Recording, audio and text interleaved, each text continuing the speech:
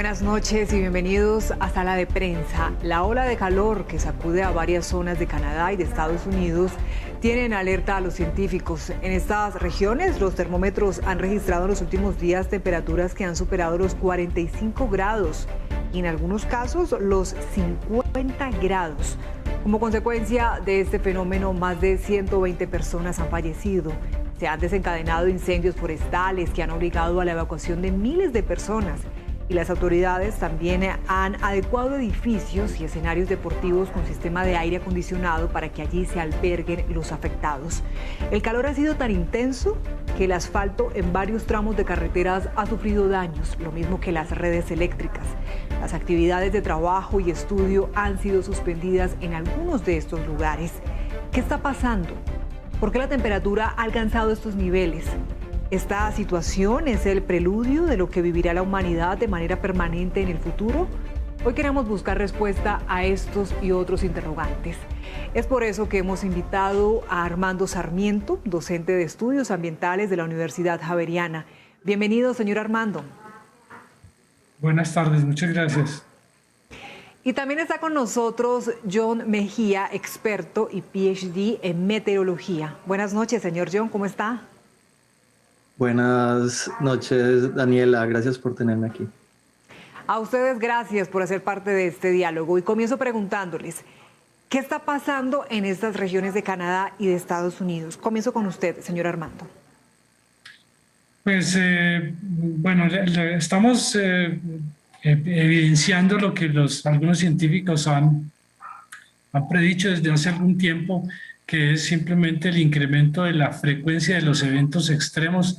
Es el término que se utiliza para referirse a aquellas situaciones en las cuales ocurren fenómenos como este, en que las temperaturas superan significativamente los promedios históricos, o tormentas o precipitaciones muy fuertes como las que se vivieron en Alemania ayer. Entonces, esta es una de las expresiones de la variabilidad climática asociada al incremento de los gases de efecto invernadero y que, como lo dicen los científicos, pues nos van a llevar a enfrentar en las próximas décadas a tener más frecuentemente este tipo de situaciones. Incremento en esos gases de efecto invernadero. ¿Usted cómo lo analiza, señor John, esta ola de calor?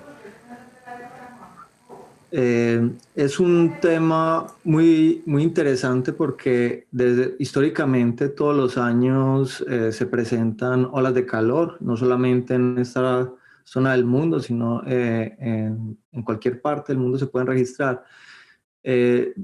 Desafortunadamente, lo que está ocurriendo en Estados Unidos y Canadá ahorita se ha juntado con otro fenómeno de una sequía muy fuerte que existe sobre todo en el oeste de los Estados Unidos.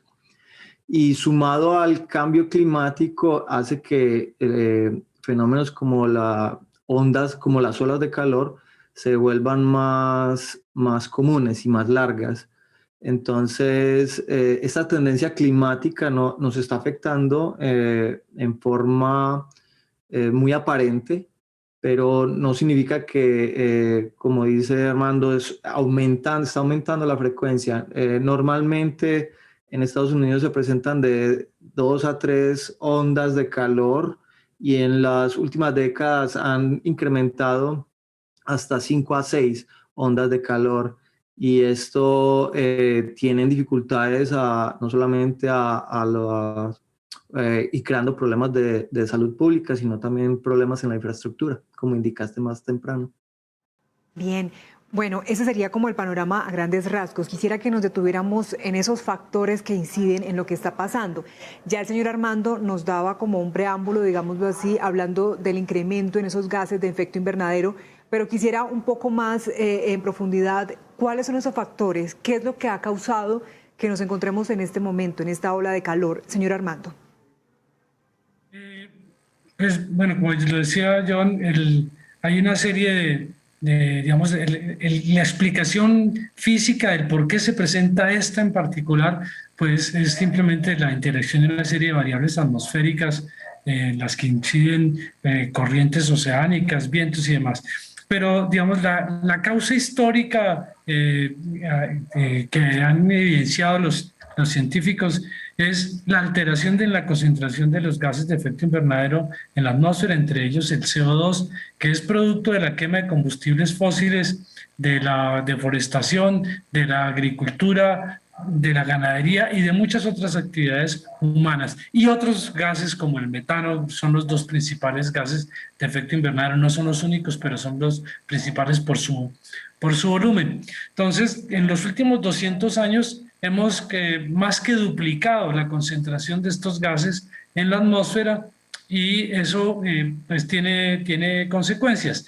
Las evidencias o la expresión física concreta de esa alteración pues es un incremento en la temperatura media global, ¿sí? Esperamos, en estos momentos se tiene registrado, se estima en más o menos medio grado hasta el momento y estamos esperando no superar los 2 grados al final de este siglo en la temperatura media global. Ahora, tenemos también estos fenómenos que llamamos los eventos extremos que tienen distintas expresiones dependiendo del momento y el lugar en que en que los miremos. En general, la causa principal es esa, en la alteración y la concentración de los gases de efecto invernadero asociados a actividades humanas. Entiendo.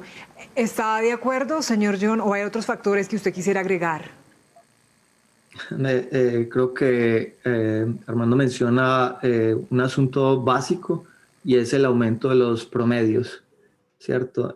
Por otro lado, quiero agregar que un efecto adicional que, sobre todo para las ondas de calor, es el tema de las islas de calor y las ciudades, que ahora son más grandes, más densas, tienden a ser más calientes que su entorno urbano y hace que cuando tenemos una onda de calor, estas ondas de calor sean más intensas y se manifiesten más intensamente cuando impactan las ciudades, sin mencionar el tema de la vulnerabilidad y lo expuesto que ahora estamos debido a que ha aumentado la población. Entonces, en resumen, sobre todo en el tema de las ondas de calor, que es ahora que nos está afectando bastante, por lo menos en Norteamérica y en partes de Europa, el tema de aumento de los promedios debido al cambio climático y aumento de gases de efecto invernadero, más el efecto de las islas de calor, que es un efecto ya muy antropogénico, pero más localizado. Entonces, la suma y superposición de esos dos factores están creando un aumento de los valores extremos de temperatura que causa problemas a una infraestructura que no está necesariamente diseñada para estas temperaturas y el mismo cuerpo humano que le ha tocado adaptarse para aclimatarse a estas temperaturas. Problema grave de este tipo de eventos extremos es que es un asesino silencioso y por eso hablamos de tantos muertos, porque hay cierta baja reacción a la hora de escuchar un fenómeno que es tan relativamente suave, pero el cuerpo no reacciona como se espera, sobre todo porque en muchos de estos eventos se suma también aumento en la humedad y el cuerpo no reacciona como debería ser, no suda y no se refresca como debería ser y por eso es que hablamos de muertos incluso cuando tenemos calores extremos. Qué interesante ese análisis y es que realmente esos promedios, como nos lo explicaba el señor John, pues son tan notorios que podríamos decir que están cambiando la historia. Cuando se habla, por ejemplo, de Canadá, uno piensa por lo general en frío y nieve y no es contradictorio lo que está pasando. Señor John, con usted continúa. Bueno, el tema de las ondas de calor se define de una forma muy local. Cada población y ecosistema, sea oceánico o terrestre, está adaptado a un clima local y cuando se lleva a extremos por encima de eso que su temperatura de aclimatización es donde se exhibe ese estrés y causan los problemas, pues, ya sea de salud pública o problemas en la agricultura o en cualquier sistema climático. Entonces, Las ondas de calor están muy definidas en forma local debido a que es la climatación local la que causa ese fenómeno. Entonces, puede que Canadá sea un país relativamente más fresco, pero en el verano tiende a calentarse bastante y la suma de los factores de cambio climático y las ondas de calor les impacta de más para una misma temperatura en una región más caliente.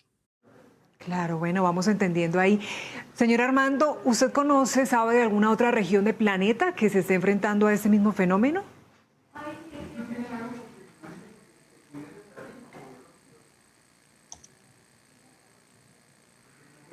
Señor Armando, ya vamos a tratar de restablecer la comunicación con el señor Armando. Creo que ya está con nosotros. ¿Me escucha, señor Armando? Sí, te estoy escuchando. Sí, le preguntaba Sí, te estoy escuchando. si hay otra región del planeta que esté enfrentando este mismo fenómeno.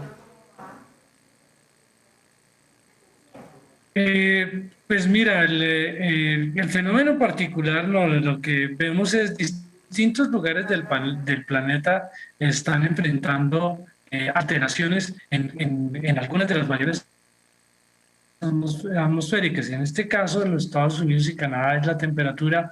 Hay lugares del mundo como el África subsahariana que lleva ya varias décadas enfrentando una disminución significativa de las precipitaciones. Hay otros lugares del mundo en los cuales la frecuencia de las tormentas, aquí los llamamos huracanes, en el sudeste asiático tienen otro nombre, la frecuencia de estos eventos se ha incrementado. Entonces hay la expresión en cada lugar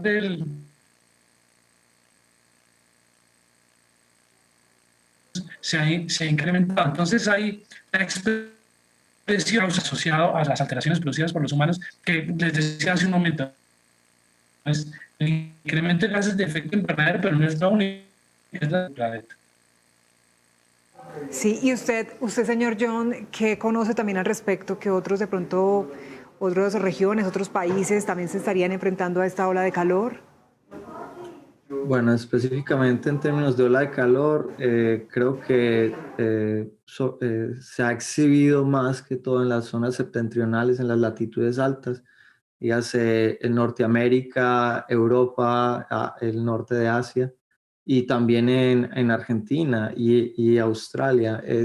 Son fenómenos que nuevamente todos los veranos en cada uno de los hemisferios se presenta, solo que ahora parece que los datos y hay evidencias observacionales que muestran que su frecuencia está aumentando. Entonces no es un fenómeno netamente para esta zona del mundo, Norteamérica, sino que en todas las regiones podemos estar expuestos a estos extremos de temperatura.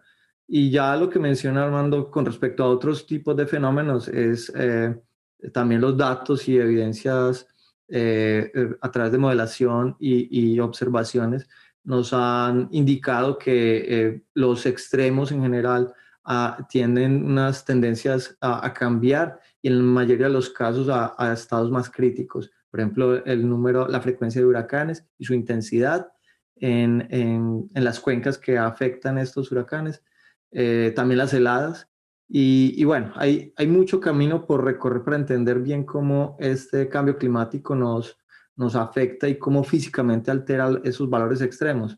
Lo real es que, sobre todo el tema del calor, es una evidencia muy, muy tangible y se ve y se siente cuando uno está a temperaturas pues, a 40 grados centígrados, uno desafortunadamente no tiene esa reacción tan fuerte como cuando llega un huracán o cuando llega un tornado, ¿cierto?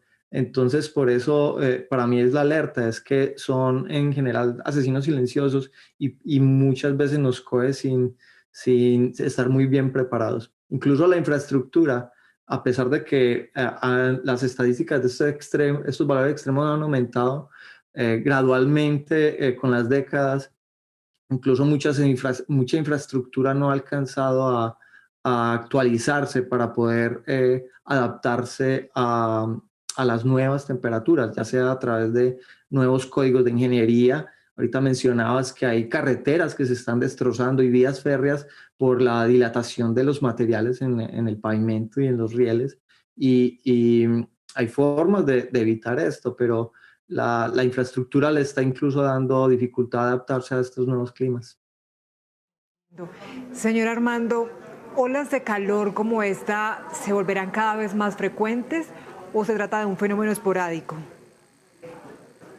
Si nos atenemos a lo que dicen los expertos, entre ellos el panel intergubernamental para el cambio climático digamos, y una gran cantidad de científicos que han desarrollado modelos para predecir los distintos escenarios, pues, y la evidencia reciente lo que nos indicaría es que en las próximas décadas vamos a enfrentar de manera recurrente este tipo de fenómenos. Quiero resaltar que no es la primera ola de calor que sufre este planeta, ni mucho menos. Seguramente han habido muchísimas en la historia del planeta. En los datos estadísticos de Estados Unidos y Canadá, hay un registro de 1934, 1935, no estoy muy seguro, que fue una ola de calor muy similar y de pronto en algunas regiones de Estados Unidos inclusive temperaturas superiores hasta ahora. Estamos en junio, ¿no? Hay que esperar, en julio, perdón, hay que esperar agosto, que normalmente es el mes más caliente en el hemisferio norte. Entonces, a pesar de que ocurrió esto, en 1935, una ola de calor superior, lo que estamos viendo es que es más frecuente. En los últimos 20 años se han enfrentado 5 olas de calor en los Estados Unidos que han superado la temperatura histórica que se tiene desde 1895 hasta el momento. Entonces es bastante probable que la frecuencia, que vivamos de manera recurrente estas horas de calor, que más huracanes, más sequías, precipitaciones más fuertes en distintos lugares del planeta. Pero para hacer claridad, señor Armando, si bien no es la primera vez que se presentan estos cambios o estas olas de calor tan intensas, sí estamos hablando de un cambio climático. Por supuesto. Bueno, cuando hablamos del clima, y de pronto John me corrige, ya que es más experto en este tema, el clima está definido como la ocurrencia digamos, las características de las variables atmosféricas en periodos muy largos de tiempo. Entonces, digamos que hay una redundancia cuando uno dice cambio climático, porque si hay algo constante en la historia del planeta es que el clima ha cambiado muchísimas veces. Lo que tiene particular esto que estamos viviendo es que es quizás la primera vez en que este cambio es ocasionado por actividades de una sola especie, en este caso los humanos. Entonces eso tiene una expresión en la alteración, digamos, en la variabilidad climática, que es el tema que se utiliza. Entonces, esto que estamos viendo, todas las evidencias y los modelos nos indican que la humanidad se tiene que adaptar en las próximas décadas. Bien lo decía John. ¿Qué significa la adaptación? Hay cosas en las cuales la infraestructura, alguna va a ser destruida, otra va a ser afectada y la vamos a tener que reparar. Voy a poner un ejemplo en Inglaterra o en Holanda, que han tomado terrenos o que enfrentan situaciones de mareas muy altas, han tenido que ya adaptar su infraestructura para prevenir las inundaciones en estos lugares. Entonces es esta variabilidad en la cual, y como decía John también, hay algunos países que están mejor preparados para enfrentarla y otros que están menos. Normalmente, por supuesto, los países más pobres son los que enfrentan las situaciones más complejas porque no cuentan con los recursos para reconstruir, rediseñar digamos, hacer nuevamente cierto tipo de infraestructuras que son necesarias para prevenir los daños.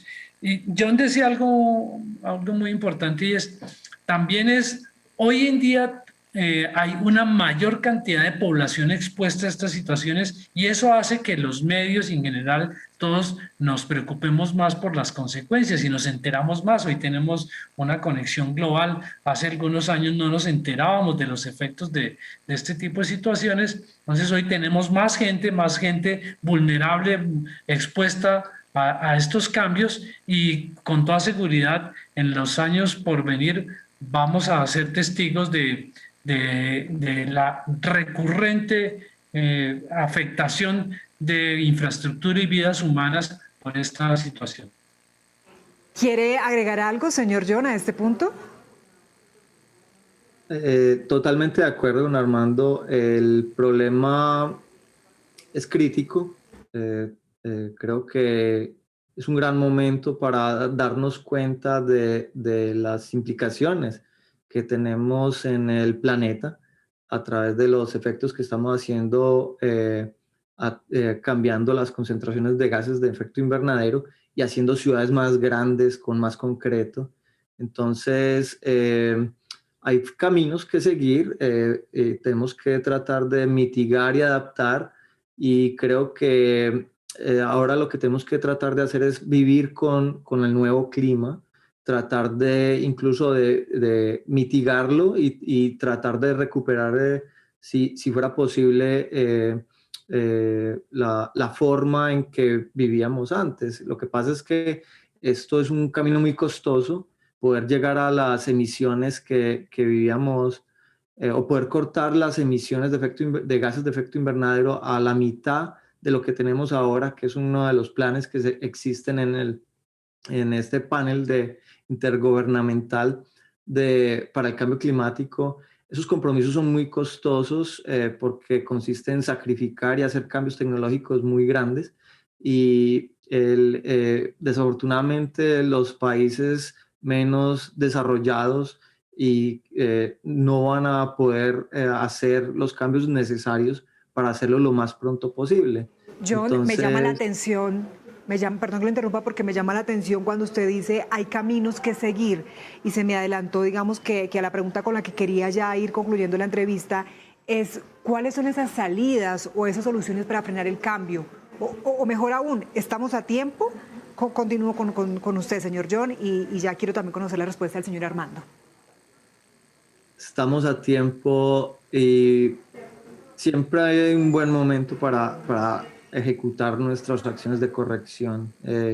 Nunca es tarde, pero existen modelos que indican que el punto crítico de no retorno a ese normal al cual estábamos acostumbrados, posiblemente ya lo pasamos.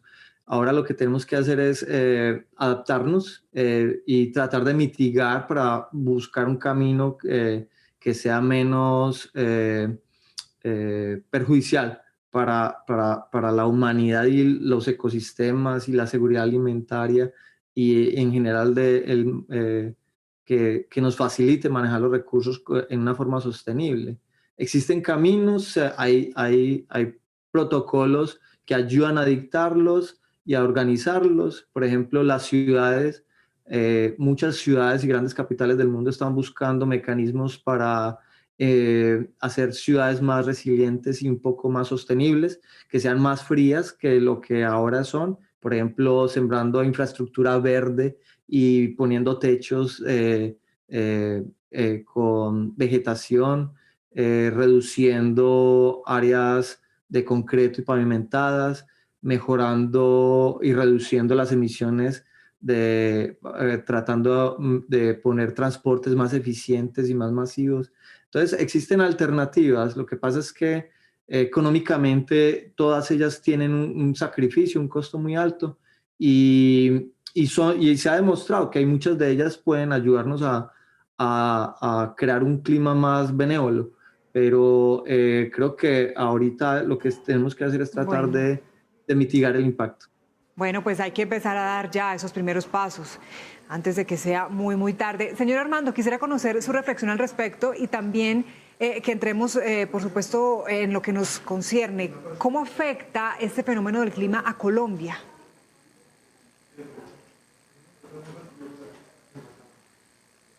Creo que hemos perdido comunicación con el señor Armando. Señor John, vamos entonces a terminar con esta pregunta. ¿Cómo afecta este fenómeno del clima a Colombia para usted? es un desafío muy grande entender cómo el clima global, el cambio climático del que hemos hablado, afecta localmente o regionalmente nuestro país. Nuestros propios ejercicios con modelación y tendencias de los datos muestran que las lluvias, hay una tendencia a que las lluvias aumenten, y no solo que aumenten, sino que se vuelvan más torrenciales, más intensas. Esto no es distribuido uniformemente sobre todo el territorio, y muchos de los ejercicios que hacemos para entender esos impactos es tratando de ver cómo las regiones y los departamentos van a ser afectados en una forma más granular.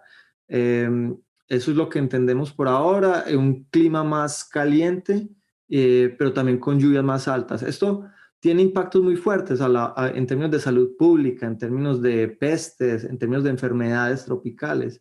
Por ejemplo, el mosquito del dengue y la malaria tiene más posibilidades de desarrollarse y reproducirse en ambientes más húmedos y calientes.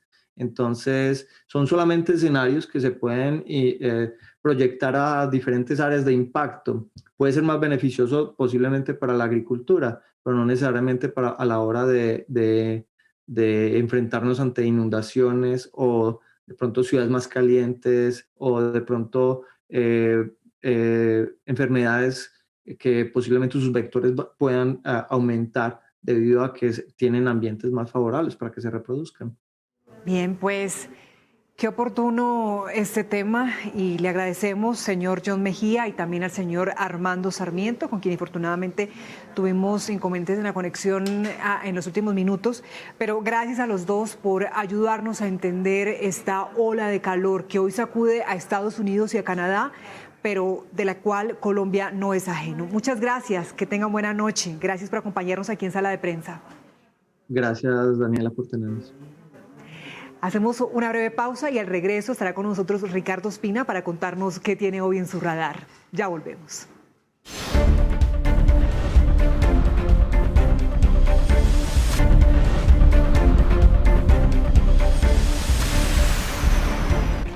Está conectado con Sala de Prensa y ya está con nosotros Ricardo Espina, director de Servicios Informativos de Blue Radio, para contarnos qué tiene esta noche en su radar. Ricardo.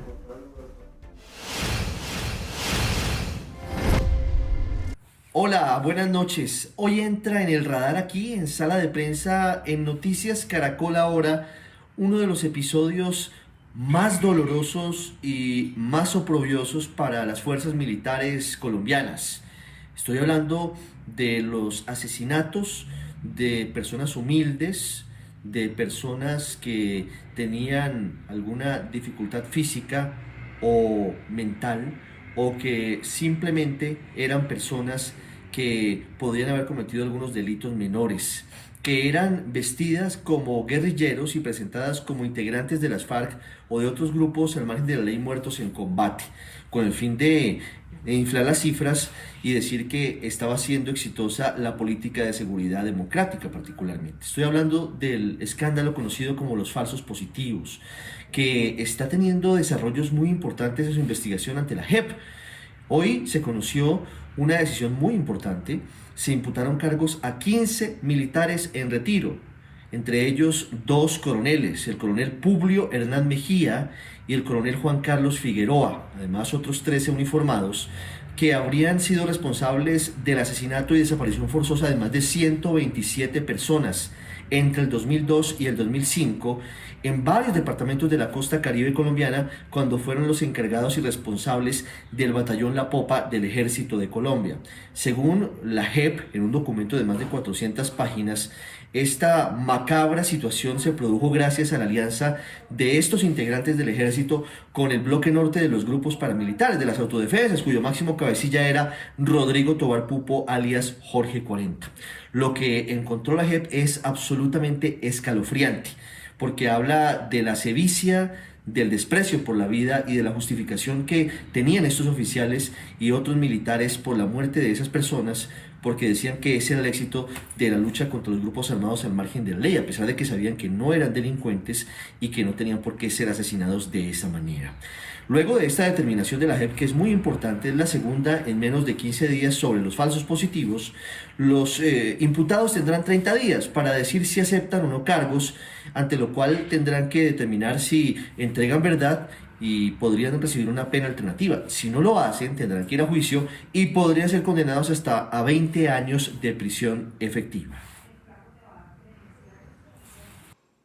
Ya veremos qué pasa. De esta manera terminamos por esta noche aquí en Sala de Prensa, pero ya viene Signo Pesos. Gracias por conectarse con nosotros. Que tengan buena noche y que descansen.